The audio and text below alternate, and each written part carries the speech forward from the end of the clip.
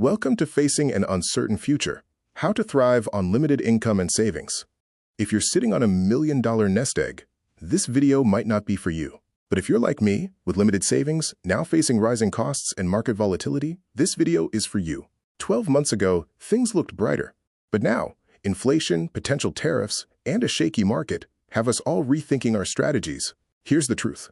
Whether you're on a shoestring budget or have a modest nest egg, the current economic climate demands that we look for ways to make our money go farther. First, eliminate stock market risk.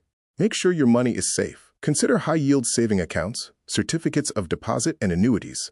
Next, track your spending, and I mean every penny. Until you know where your money is really going, you cannot find ways to improve your situation. One way to free up cash is to downsize. But homes are taking longer to sell than they did 1 or 2 years ago. Still, downsizing is a great way to free up money. It worked for me. You could look for ways to increase your income. If a part-time job doesn't appeal to you, consider a side hustle.